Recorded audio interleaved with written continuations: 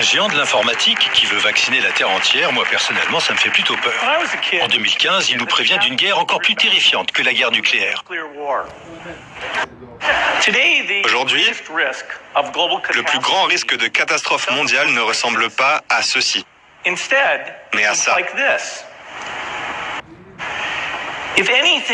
Si quelque chose tue 10 millions de personnes dans les prochaines décennies, il est plus probable que ce soit un virus hautement infectieux plutôt qu'une guerre. Pas des missiles, mais des microbes. Un virus comparé à une bombe atomique, là aussi j'ai peine à le croire. À moins que ces virus soient transformés en armes de guerre. Et comme la folie des hommes n'a pas de limite, tout doit être envisagé.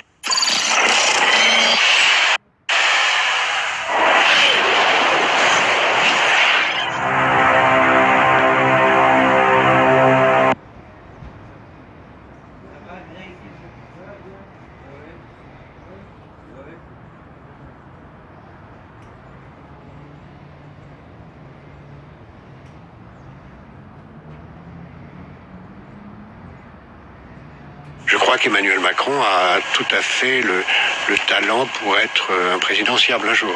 Emmanuel est un ami très proche. Je suis très fier d'avoir été à l'origine de sa carrière. Et c'est un homme très intéressant. Et je suis convaincu qu'il sera un jour président de la République. Je pense que il a ce talent. J'irai même plus loin. Je crois que je connais celle qui viendra après lui. Ah bah alors ça c'est un nouveau scoop. Attendez, on peut pas interrompre ça. Allez-y. En 2009, dans l'hebdomadaire L'Express, curieusement, cet énarque tire les leçons de la crise du H1N1. Une crise sans aucune gravité, mais là encore qui a dû le traumatiser, car voilà ce qu'il écrit. Il ne faudra pas oublier d'en tirer des leçons pour qu'avant la prochaine, inévitable, on puisse mettre en place une police mondiale, un stockage mondial et une fiscalité mondiale, afin d'avoir les bases d'un véritable gouvernement mondial. Passe devant nous une crise sanitaire certes, mais une crise fondamentale des pouvoirs financiers dans lequel le banquier traditionnel, celui que l'on dépeint toujours comme étant le mauvais garçon, deviendrait même le petit agneau qu'il faut défendre. Ça veut dire qu'avec des moyens techniques adaptés, à un moment donné, l'argent liquide n'aura plus vraiment de nécessité.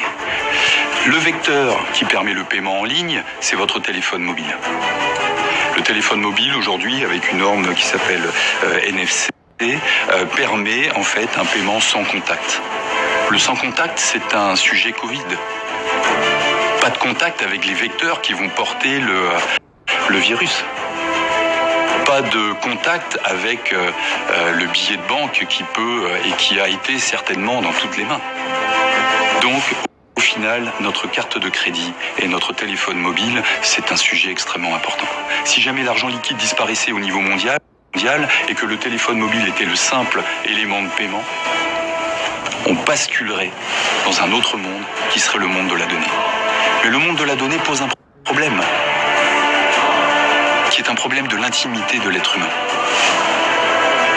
et de sa liberté absolue et de son libre arbitre. Ce téléphone mobile, quand vous le portez dans la poche, et que vous payez avec, que vous auriez tendance à payer avec, évidemment, contient d'autres capteurs. Et parmi les autres capteurs, il a une petite puce Bluetooth. Et Bluetooth, c'est ce qui est dans l'application Stop Covid. C'est un sujet qui est fondamental parce que pendant la paix de cette année, certaines personnes, ce n'est pas tout le monde, d'après l'enquête que l'on a pu mener, ont reçu sur leur téléphone Android le suivi de leur activité. Google avait suivi leur activité et leur faisait un rapport de contrôle. Mais Google n'est pas l'État. Google est une société privée. Quelle est l'éthique de cette société privée ?